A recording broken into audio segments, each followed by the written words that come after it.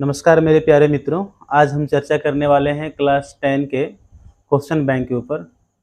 चूँकि फाइनली सभी बच्चे ने मैथ में, साइंस में सारे कॉन्सेप्ट पढ़ ही लिए होंगे, तो अब जो अगली जो स्ट्रेटजी बनती है वो ये बनती है कि वे क्वेश्चन बैंक से जितने भी आज से लेकर 2009-10 तक जितने भी सवाल किए हैं जेएससी बोर्ड ने, उन सारे पे यदि उन सारे क्वेश्चन को सॉल्व कर लिया जाए तो आपके एग्ज़ाम में 100 में से 100 मार्क्स आने की संभावनाएं बढ़ जाती है।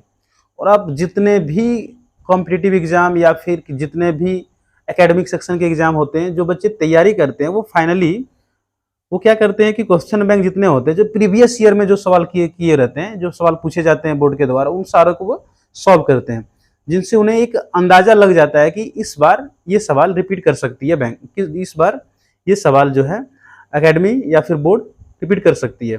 तो आज हम चर्चा करने वाले हैं क्लास 10 के मैथ के 2022 में पूछे गए सवाल, पिछले ईयर्स में जो सवाल पूछे गए तो उस पर हम लोग चर्चा करेंगे। तो कोशिश करेंगे कि ज़्यादा से ज़्यादा क्वेश्चन को समझें, क्योंकि जितना आपकी समझ तैयार होगी उतना ही आप बेहतरीन तरीके से क्वेश्चन के अप्रोच को ले सकते हैं। और जो जो जेएससी बोर्ड का जो सिलेबस है वो 40 नंबर ऑब्जेक्टिव का और 40 नंबर हमारा थ्योरेटिकल है।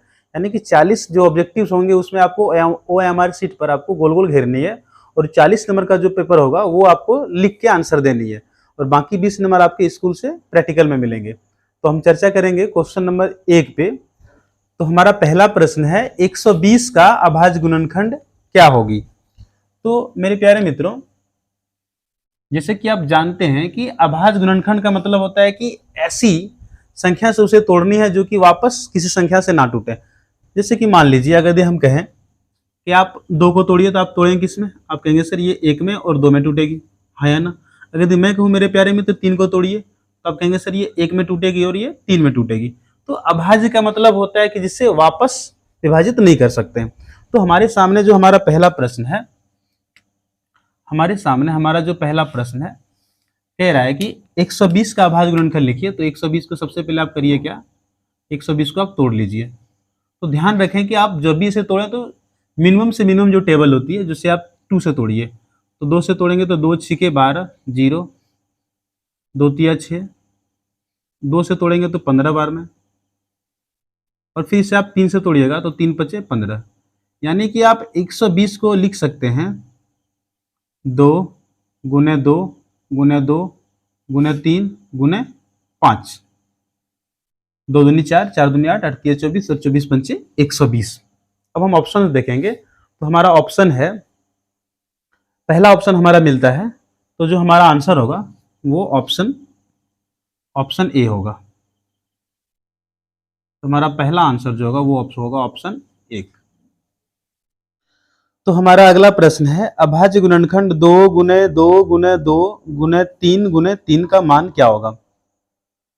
तो आइए मेरे प्यारे मित्रों, हमारा अगला प्रश्न है कि 2 गुने 2 गुने 2 गुने 3 गुने 3। आप इसे सिंपल गुना कर लीजिए, और आपको गुना तो अच्छी तरह से आता ही होगा। तो 2 दूनी 4, 4 दूनी 8, 8 तिये 24 और 24 तिये 72। तो ये हमारा उत्तर जो होगा मेरे प्यारे मित्रों, ये होगा हमारा 72, जो कि ऑप्शन 2 में है। चलिए बढ़ते हैं अगले प्रश्न की ओर। तो हमारा अगला प्रश्न है, 6 और 20 का एचसीएफ है। मेरे प्यारे मित्रों, सबसे पहले आप एचसीएफ का अर्थ समझें। एचसीएफ का अर्थ होता है मेरे प्यारे मित्रों highest common factor. Highest common factor. इसमें एक जो मुख्य बातें समझने की है वो है इसमें फैक्टर। Factor means गुणनखंड। जैसे कि मेरे प्यारे मित्रों, अगर यदि मैं कहूं कि 6 का फैक्टर बताइए, तो आप कहेंगे सर देखिए 6 का फैक्टर कहने का मतलब होता है कि 6 संख्या किस किस संख्या से पूरी तरह से विभाजित होगी। 6 संख्या किस किस संख्या से पूरी तरह से विभाजित होगी। तो आप कहेंगे कि सर 6 जो है वो, सर अगर मैं कहूं कि मेरे प्यारे मित्र 6 का हमको गुणनखंड बताइए, तो इसका अर्थ ये होता है कि 6 संख्या एक तो 1 से जाएगी, हाँ या ना, फिर 2 से जाएगी, फिर 3 से जाएगी, 4 से नहीं जाएगी, 5 से नहीं जाएगी, फिर ये 6 से जाएगी। उसी तरह अगर यदि मैं कहूँ मेरे प्यारे मित्र 20 का गुणनखंड बताइए, तो आप कहेंगे सर देखिए अभी आपने बताया कि गुणनखंड का मतलब होता है कि वह कौन कौन सी संख्या से पूरी तरह से डिवाइड हो जाएगी। तो 20 सर 1 से तो जाने ही जानी है, 2 से जी सर, 3 से जाएगी नहीं, 4 से जाएगी हाँ, 5 से जाएगी हाँ। अब 5 से जाएगी तो 4 से 5 बार में, 5 से 4 बार में। अब किससे लेंगे हम मेरे प्यारे मित्र? तो 2 के टेबल में कितना बार में आया? तो 2 के टेबल में 10 बार में और 1 के टेबल में 20 बार में। ये इसके फैक्टर हो गए। हाईएस्ट कॉमन फैक्टर का मतलब होता है कि वह बड़ी से बड़ी संख्या कॉमन बताइए जो इन दोनों में मिल रही है। तो आप गौर से देखिएगा तो इन दोनों में आपको सबसे बड़ी संख्या क्या मिल रही है? आप कहेंगे सर एक मिल रही है, उससे बड़ा 2 है, क्या 3 मिल रहे? नहीं। क्या 6 मिल रहे? नहीं। तो जो इसकी जो हाईएस्ट कॉमन फैक्टर होगा मेरे प्यारे मित्रों, ये हमारा होगा आंसर 2। ये हमारा होगा आंसर 2, यानी एचसीएफ जो होगा इसका वो क्या होगा? 2 होगा। यानी कि ऑप्शन जो होगा ये ऑप्शन होगा हमारा पहला ऑप्शन होगा, ऑप्शन 1 होगा।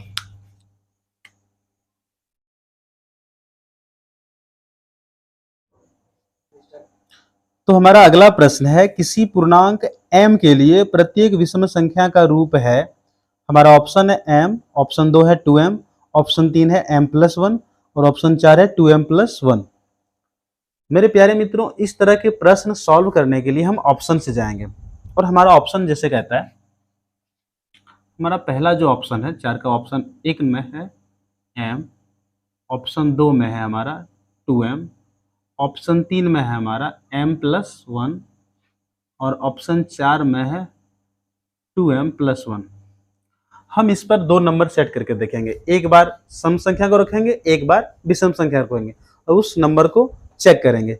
तो मान लीजिए कि पहले हम m का मान मान लेते हैं कि मान लेते हैं कि m का मान हम पहले एक विषम संख्या को रखते हैं 3। तो क्या हर एक स्थिति में विषम संख्या आएगी अगर शर्त पे सेट करें? तो आप कहेंगे सर अगर यदि हम पहले में रखें m का मान 3 तो ऑप्शन 1 में हमारा विषम संख्या हो रहा है।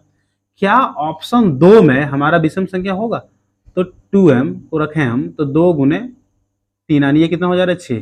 तो यानी कि अगर यदि हम इसमें रखें तो ये हमारा ऑप्शन कैंसिल आउट हो गया। तो क्या हम ऑप्शन 3 में रख सकते हैं? तो मेरे प्यारे मित्र अगर आप ऑप्शन 3 में रखिएगा तो m+1 यानी कि 3 जमा 1 यानी कितना हो जाएगा 4। तो ये ऑप्शन भी हमारा फेल हो रहा है, ये ऑप्शन भी हमारा फेल हो रहा है। तो यानी हम ऑप्शन थर्ड भी नहीं ले सकते हैं। क्या हम ऑप्शन 4 ले सकते हैं?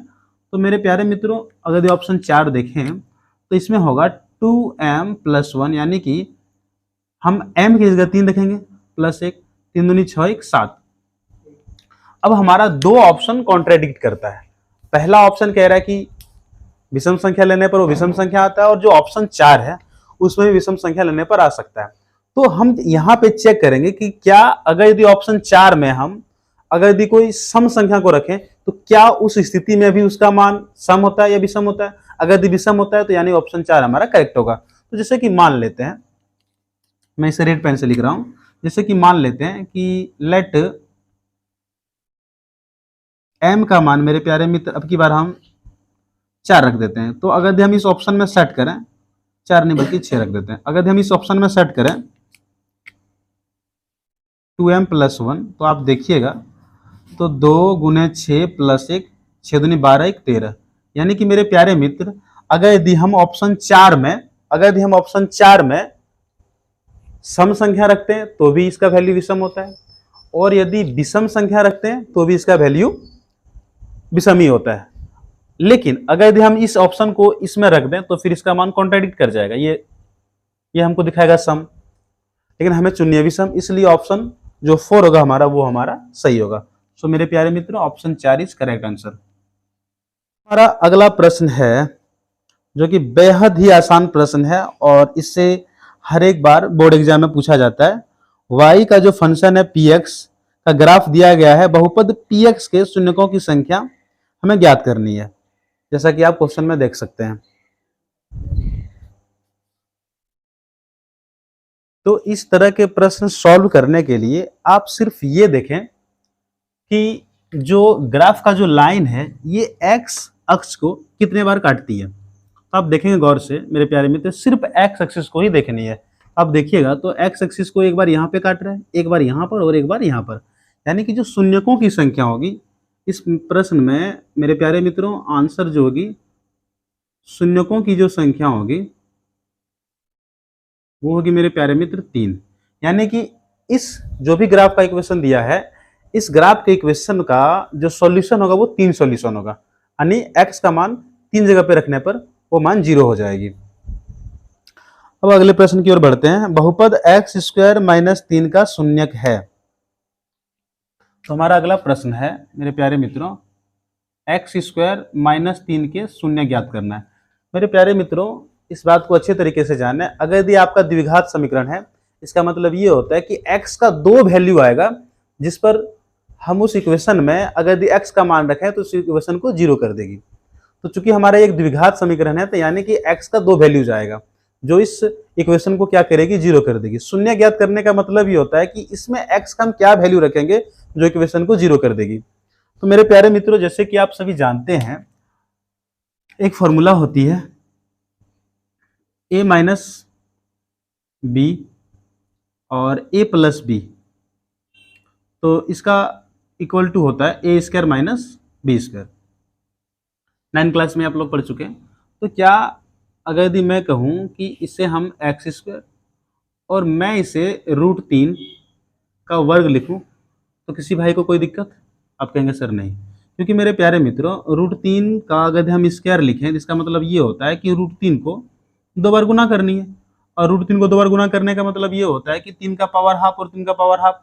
तो अगर यदि आप घातांक और करने का रूल लगाएंगे तो 3 का पावर 1/2 गुने में 3 का पावर 1/2, तो टोटल मिला के ये हो जाएगा कि 1 पावर हो जाएगा, यानी कि तो √3 का यदि आप स्क्वायर करते हो तो ये वैल्यू हो जाएगा हमारा 3 ही। तो मेरे प्यारे मित्रों, आप इसको फॉर्मूला पे सेट करते हैं ए स्क्वायर माइनस बी स्क्वायर। तो एक बार आप इसको प्लस में लिख लेंगे और एक बार आपको माइनस में लिख लेंगे, तो x माइनस √3 और x प्लस √3। अब चूंकि ये शून्य निकल रहे हैं तो प्यारे मित्रों इसको क्या करिए, 0 के इक्वल कर देंगे। तो x माइनस √3 बराबर 0, x प्लस √3 बराबर 0। तो मेरे प्यारे मित्र x का मान क्या हो जाएगा, √3, और यहाँ पे बेटा x का मान क्या हो जाएगा, कहेंगे सर माइनस √3। यानी कि जो x के जो वैल्यूज होंगे वो क्या होंगे, एक होंगे √3 और एक होंगे माइनस √3। इस बात का ध्यान आप रखें कि माइनस √3 या फिर √3 या फिर √3 या फिर माइनस √3, दोनों इधर उधर कर सकते हैं, कोई दिक्कत नहीं। तो जो हमारा ऑप्शन है वो हमारा ऑप्शन 3 है, तो option 3 is correct. Option 3 is correct. अब बढ़ते हैं अगले प्रश्न की ओर। तो हमारा अगला प्रश्न है, एक द्विघात बहुपद जिसके शून्यकों का योग तथा गुणनफल क्रमशः -3 और 2 है। बहुत ही इंपॉर्टेंट सवाल। प्रश्न 7 कह रहा है कि शून्यकों का योग, जब भी आप शून्यकों का योग लिखें मतलब कि अल्फा प्लस बीटा, शून्यकों को मानने के लिए आप पढ़े ही होंगे कि अल्फा का मान और बीटा अलग अलग 2 चीजें होती है। जैसे कि हमारा यहाँ पे 2 शून्य निकला, एक को मानते हैं हम लोग अल्फा, एक को मानते हैं मेरे प्यारे मित्र अल्फा, और एक को मानते हैं बीटा। तो इन दोनों का जोड़, जैसे कि प्रश्न नंबर 7 में कह रहा है कि कोई प्रश्न, कोई इक्वेशन है, उसके जो शून्यकों का योग यानी अल्फा प्लस बीटा का मान दिया हुआ है, अल्फा प्लस बीटा का मान दिया हुआ है -3,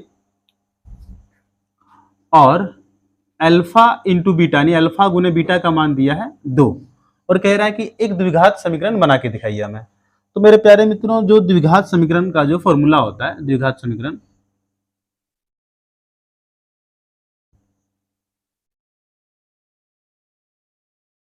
वो होता है एक्स स्क्वायर माइनस शून्यकों का योग यानी alpha plus beta into plus alpha into beta, यानी कि एक्स स्क्वायर माइनस शून्यकों का योग प्लस शून्यकों का गुणनफल। तो यहाँ पे मेरे प्यारे मित्रों x square minus alpha plus beta का मान -3 मेरे प्यारे मित्र यहाँ पे आप x देंगे, माफ करिएगा, into x plus alpha into beta का मान 2, x square minus minus plus 3x plus 2।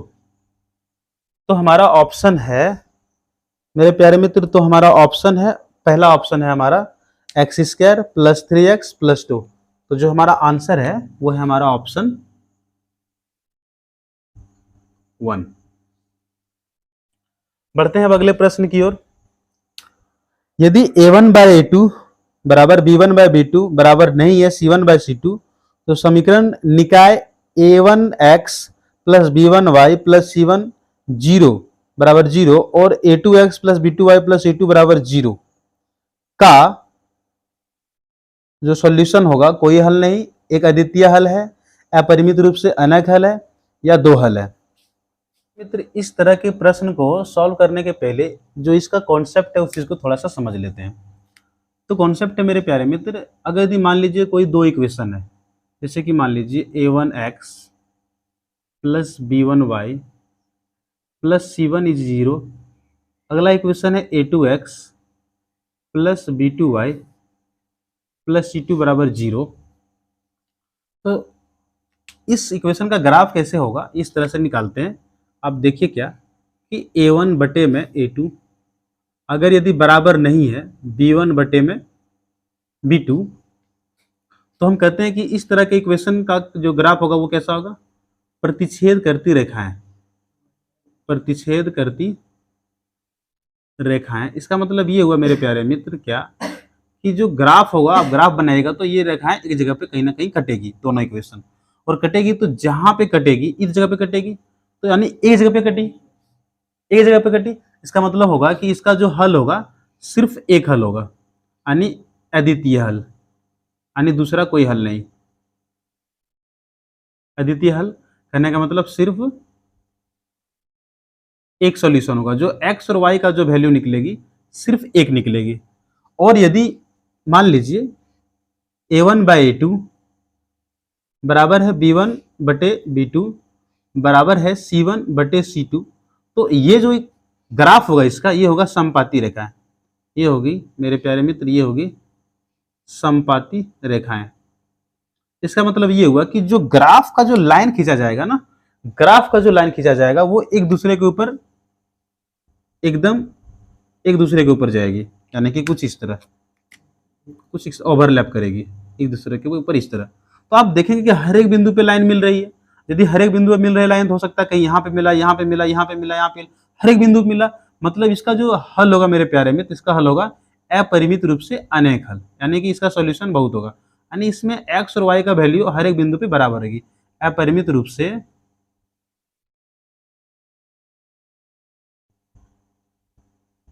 अनेक हल, अपरिमित रूप से अनेक हल।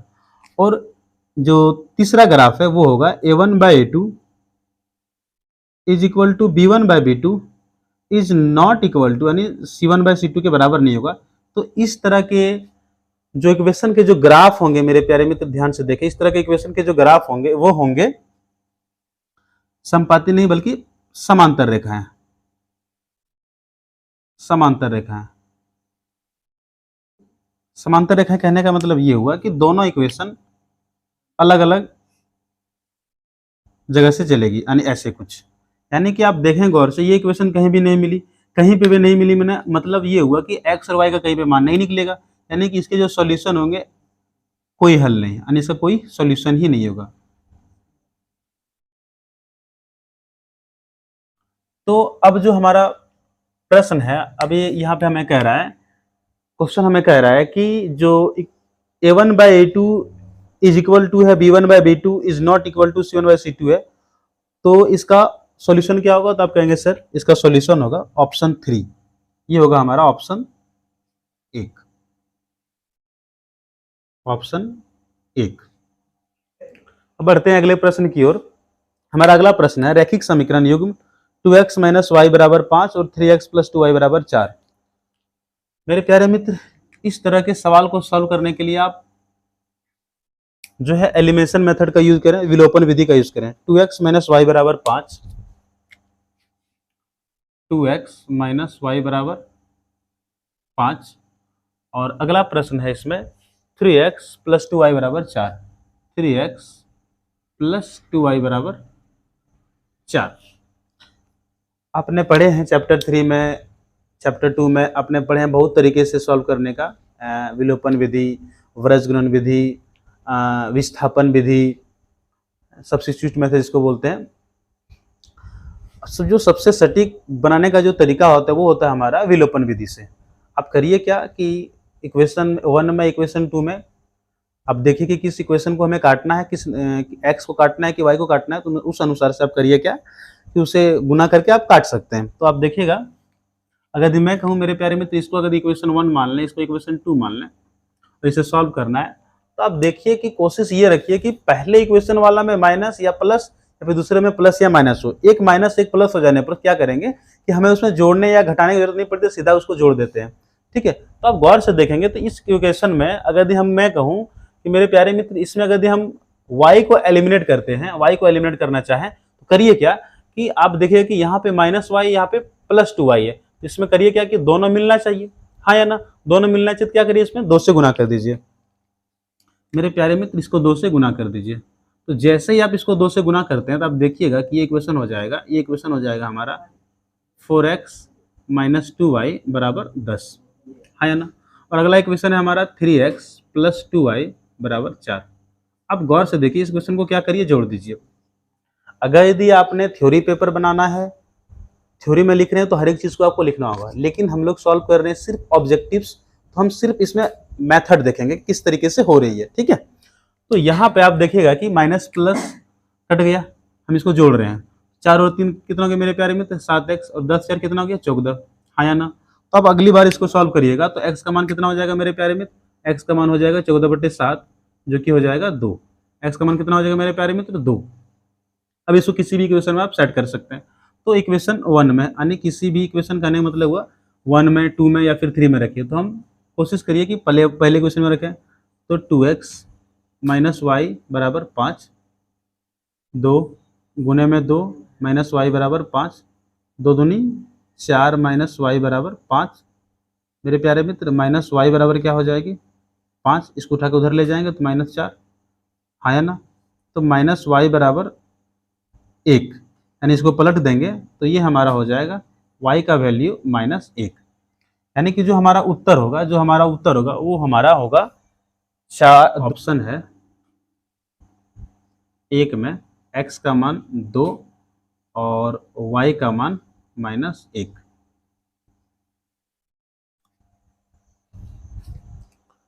हमारा अगला प्रश्न है, रैखिक समीकरण युग्म जिसका हल होता है कहलाता है।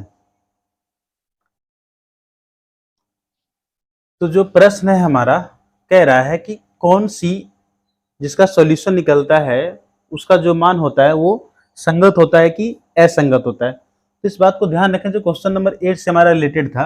अगर यदि मेरे प्यारे मित्र सॉल्यूशन निकल रहा है, जैसे कि आप देखिए कि यहाँ पे सॉल्यूशन निकल रहा है और यहाँ पे भी सॉल्यूशन निकल रहा है, तो दोनों में सॉल्यूशन निकल रहा है, तो ये दोनों क्या होगी, संगत होगी। और जिसमें सॉल्यूशन यानी जिसमें हल नहीं निकलता है, तो ये क्या होता है मेरे प्यारे मित्र, ये होता है हमारा असंगत। ये क्या होता है हमारा, असंगत। तो जो प्रश्न है हमारा कि अगर यदि किसी का सॉल्यूशन निकल रहा है तो वो क्या होगी, तो वो हमारा होगा ऑप्शन 1। पहला क्या होगा, ऑप्शन 1 संगत होगा, यानी ऑप्शन 1 हमारा है करेक्ट। ऑप्शन 1 जो है मेरे प्यारे मित्र करेक्ट है।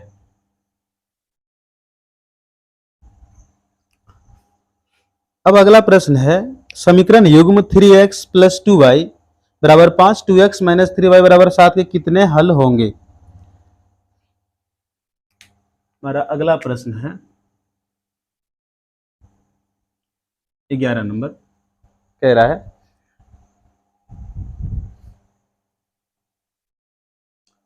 अब इस तरह के प्रश्न को सॉल्व करने के लिए हम क्या करते हैं कि जैसे कि मैंने क्वेश्चन 8 में बताया कि a1/a2 बराबर नहीं होता है b1/b2 की, तो ये रेखाएं जो होती है प्रतिशत करती है, इसका एक सॉल्यूशन होता है। तो यहाँ भी कुछ इसी तरह हम लोग देखेंगे। क्या, पहले हम लिख लेते हैं a1 का मान 3, b1 का मान 2 और c1 का मान 5, a2 का मान 2, b2 का मान -3 और c2 का मान 7। आप इसको इधर भी करके 0 करके भी लिख सकते हैं, जैसे क्वेश्चन में दिया वैसे आप बना सकते हैं। तो इसमें हम देखेंगे कि हमारा ऑप्शन कौन करेक्ट होगा। इसका सॉल्यूशन देखना है कि हमें कितने सॉल्यूशन इसका होगा, एक होगा, दो होगा, कि कितने होंगे। तो पहले मेरे प्यारे मित्र चेक करते हैं कि a1/a2 का वैल्यू कितना आ रहा है। अब देखेंगे 3/2 आ रहा है, बहुत बढ़िया। तो अगला देखते हैं बेटा b1/b2 का वैल्यू कितना आ रहा है। तो मेरे प्यारे मित्र 2/-3 यानी स्टैंडर्ड फॉर्म में करेंगे तो -2/3, यानी ये दोनों चीज़ें बराबर नहीं है। तो यहाँ पे लिखेंगे मेरे प्यारे मित्र, चूंकि आपको लिख के एग्जाम में दिखाई नहीं है, लेकिन आप कॉन्सेप्ट क्लियर रखिए, a1/a2 बराबर नहीं है b1/b2, इसलिए इसके सिर्फ एक हल होंगे, सिर्फ इसके एक हल होंगे, एक हल। यानी ऑप्शन जो है हमारा, ऑप्शन एक इज करेक्ट है हमारा, ऑप्शन 1 हमारा करेक्ट होगा, एक।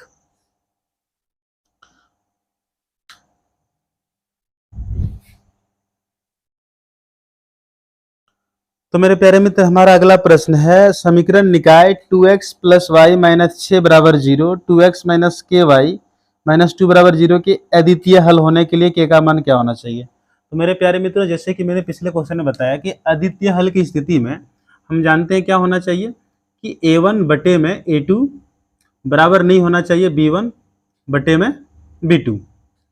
तो अगर यदि मैं कहूँ a1 और a2 का मान क्या है, तब कहेंगे सर देखिए a1 का मान 2 और a2 का मान भी 2, बराबर नहीं। b1 का मान क्या होना चाहिए, यहाँ पे कहेंगे सर 1, हाँ या ना।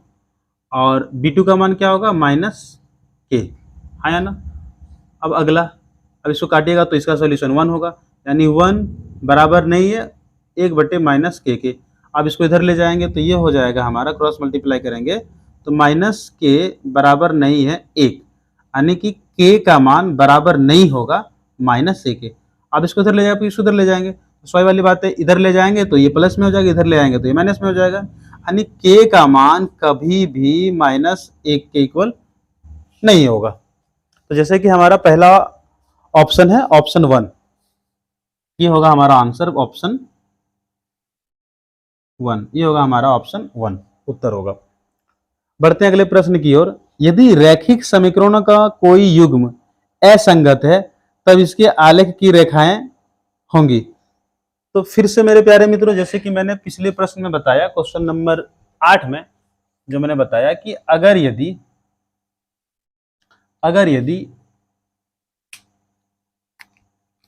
a1/a2 बराबर नहीं है b1/b2, तो चूंकि इसका कितना सॉल्यूशन है, इसका सॉल्यूशन है अद्वितीय।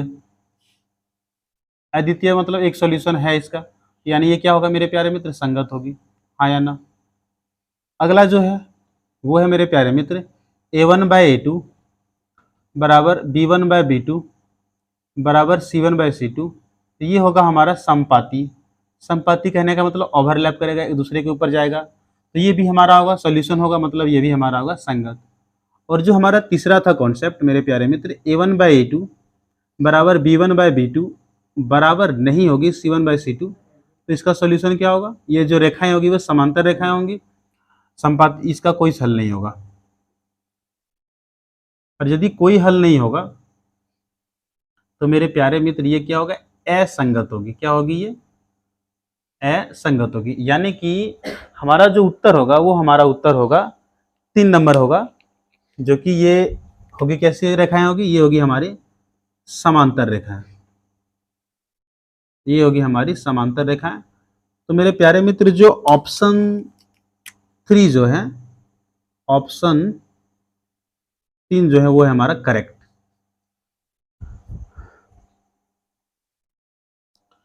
अब बढ़ते हैं अगले प्रश्न की ओर। तो हमारा 14वां प्रश्न है, निम्न में से कौन द्विघात समीकरण नहीं है।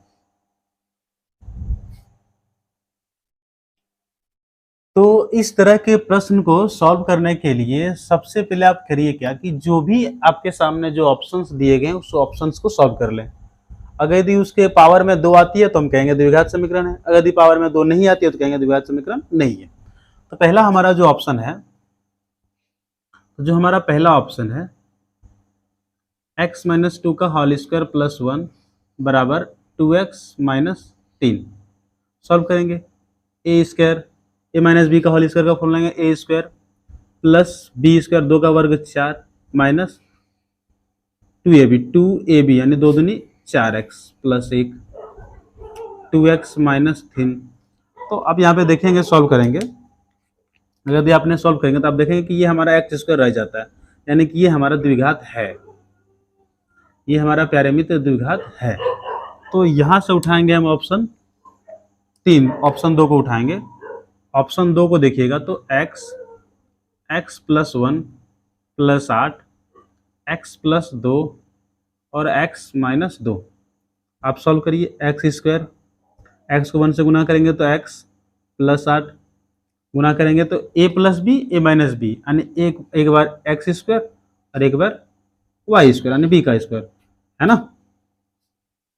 तो मेरे प्यारे मित्र X square plus X plus 8 बराबर एक्स स्क्वायर माइनस 2 का वर्ग 4। अब देखिएगा कि यहाँ से दोनों तरफ प्लस में तो एक्स स्क्वायर कट जाएगा, यानी कि ये द्विघात समीकरण नहीं है, ये हमारा द्विघात समीकरण नहीं है। तो जो हमारा ऑप्शन 2 हो गया, ये हमारा हो गया करेक्ट। तो option 2 is correct option, option 2 is correct answer.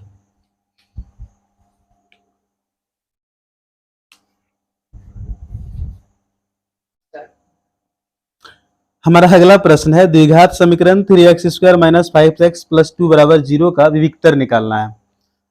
तो मेरे प्यारे मित्र आप देखिएगा, हमारा अगला प्रश्न का 3x square minus 5x plus 2 बराबर 0। तो हमें डिस्क्रिमिनांट निकालना है, विविक्तर निकालना है। तो विविक्तर निकालने का जो फॉर्मूला होता है वो होता है डी बराबर होता है मेरे प्यारे मित्र, डी बराबर होता है B square minus 4ac, D बराबर बी स्क्वायर माइनस 4ac। और यहाँ पे आप देखिएगा तो ए का मान हमारा 3 है, हाँ या ना, बी का मान -5 है और सी का मान हमारा है 2। अब इसमें सेट करते हैं मामला। तो b -5 का वर्ग 4 गुने ए का मान 3 और सी का मान 2। तो d बराबर होगा -5 का वर्ग 25, 4 × 12, 12 दूनी 24। सो जो d का मान जो होगा वो होगा हमारा 1, d का मान होगा हमारा 1। तो हमारा जो ऑप्शन होगा वो हमारा ऑप्शन 1 हमारा करेक्ट होगा। तो ये हमारा ऑप्शन 1 है, तो ऑप्शन 1 जो होगा वो हमारा करेक्ट होगा। बढ़ते हैं अगले प्रश्न की ओर। मेरे प्यारे मित्र अगला प्रश्न है कि ax square plus bx plus c बराबर 0 के 2 बराबर वास्तविक मूल होंगे यदि ax square plus bx plus c बराबर 0, यदि b square minus 4ac is greater than 0, b square minus 4ac छोटा है 0 से, b स्क्वायर माइनस 4ac बराबर है 0 के, इनमें से कोई नहीं। तो मेरे प्यारे मित्र एक कॉन्सेप्ट इसमें समझिए क्या, कि यदि यदि यदि यदि d बराबर बी स्क्वायर माइनस 4ac, ठीक है, इसको बोलते हैं मेरे प्यारे मित्र विविक्तर, ठीक है। आप d का मान बोल सकते हैं या फिर बी स्क्वायर। यदि B square minus 4ac, B square minus 4ac का मान, ठीक है, 0 या 0 से बड़ा होगा, 0 या 0 से बड़ा होगा। सबसे पहले तो ये जानिए कि अगर यदि बी स्क्वायर माइनस 4ac का मान यदि 0 से बड़ा होगा तो जो इसके हल होंगे, यानी कि हम कह सकते हैं कि जो इसके सॉल्यूशन निकलेंगे वो क्या निकलेंगे, 2 अलग अलग निकलेंगे, 2 भिन्न सॉल्यूशन, 2 भिन्न हल होंगे। मान लीजिए कि आपके सामने ये इक्वेशन दी गई है और आपसे कहे कि भाई बताइए इसके जो x का जो वैल्यू निकलेगा वो क्या निकलेंगे। तो कहेंगे सर देखिए बी स्क्वायर माइनस 4ac का मान जो है 0 से बड़ा है, 0 से बड़ा मतलब 1 है, यानी कि इसके जो x के जो मान निकलेंगे वो 2 अलग अलग मान निकलेंगे। और यदि बी स्क्वायर माइनस 4ac बराबर 0 हो जाएंगे तो जो 2 मान निकलेंगे, दोनों मान क्या होंगे, वो दोनों मान होंगे हमारा, दोनों जो मान निकलेंगे वो हो गए, दोनों मान बराबर होंगे, यानी दोनों जो मूल निकलेंगे मेरे प्यारे मित्र दोनों मूल बराबर होंगे। और यदि बी स्क्वायर माइनस 4ac छोटा होगा 0 से, तो इसके जो मूल होंगे वास्तविक नहीं होंगे।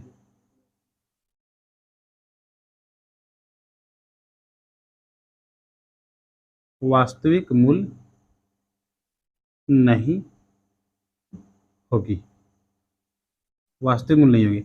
यानी कि शॉर्ट में अगर हम कहें तो ये कह सकते हैं कि d का मान 0 से बड़ा होगा तो दो अलग अलग मान निकलेंगे। अगर यदि d का मान 0 के बराबर होगा तो दोनों जो मूल निकलेंगे बराबर होंगे x के। और अगर यदि d का मान 0 से छोटा होगा तो हम कह सकते हैं कि इसके जो वास्तविक मूल निकलेंगे वो कोई भी नहीं होंगे। तो जो हमारा ऑप्शन जो मैच कर रहा है, कह रहा है सवाल कि दोनों जो मान होंगे बराबर वास्तविक मूल होंगे, तो हमारा जो ऑप्शन 2 है वो हमारा option 2 is correct. B square minus 4ac is equal to 0। बढ़ते हैं अगले प्रश्न की ओर। मेरे प्यारे मित्रों, दिया गया है कि द्विघात समीकरण 2x square minus 5x plus 3 बराबर 0 के मूलों की प्रकृति होगी। तो लिखते हैं 17 नंबर हमारा प्रश्न है। तो हमारा 17वां नंबर प्रश्न है 2x square minus 5x plus 3, 2x square minus 5x plus 3 बराबर 0। तो हमें बताना है कि इसके मूलों की प्रकृति क्या होगा। तो मेरे प्यारे मित्र, अभी मैंने तुरंत बताया कि इस तरह के प्रश्न सॉल्व करने के लिए आप करिए क्या कि सबसे पहले a का मान 2 लिख लीजिए, b का मान -5 और c का मान 3। हाँ या ना। अब हम d चेक करेंगे। तो मेरे प्यारे मित्र, d बराबर होगा बी स्क्वायर माइनस 4ac, -5 का वर्ग 2 गुने 3, -5 का वर्ग 25, 4 दूनी 8 तिया 24। यानी d का जो मान होगा वो कितना होगा 1। यानी कि d का मान अगर यदि 0 से बड़ा हो रहा है तो इसके जो दो वास्तविक मूल निकलेंगे, दोनों मूल क्या होंगे, भिन्न होंगे। तो जो हमारा ऑप्शन है वो हमारा ऑप्शन 2 है, वास्तविक हम असमान।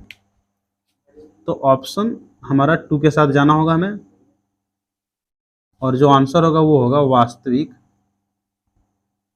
एवं असमान। वास्तविक एवं असमान। तो हमारा इक्वेशन है 2x square plus kx plus 3 बराबर 0। हमारा क्वेश्चन कह रहा है कि इसके जो मूलों का जो अस्तित्व है दोनों समान है। अगर यदि मेरे प्यारे मित्र मूलों का अस्तित्व समान है तो जो डिस्क्रिमिनेंट यानी विविक्तर का जो वैल्यू आएगा वो होगा क्या, 0 के बराबर होगा। यानी कि हम यहाँ कह सकते हैं, यहाँ पे हम कह सकते हैं कि d का मान जो होगा मेरे प्यारे मित्र, d का मान क्या होगा, 0 होगा। d का मान क्या होगा, 0 होगा। तो यहाँ से यदि मैं d का फॉर्मूला लगाऊं तो कहेंगे sir B square minus 4ac बराबर 0। यानी कि b का मान k का वर्ग करेंगे मेरे प्यारे मित्र -4, a का मान हमारा 2 है और c का मान हमारा 3 है, बराबर क्या होगा मेरे प्यारे मित्र 0। तो ये हमारा हो गया k स्क्वायर, 4 दूनी 8 तिया 24 बराबर 0। तो k का मान होगा हमारा +24, k स्क्वायर का मान होगा +24 और k का मान होगा मेरे प्यारे मित्र √24। जब भी आप रूट चढ़ाते हैं तो रूट चढ़ाने के बाद जो इसकी वैल्यूज होगी वो प्लस माइनस के साथ होगी। और √24 का जो मान होता है मेरे प्यारे मित्र, √24 का मान होता है 2√6। तो हमारा जो ऑप्शन होगा वो ऑप्शन 3 होगा, ऑप्शन 3 होगा।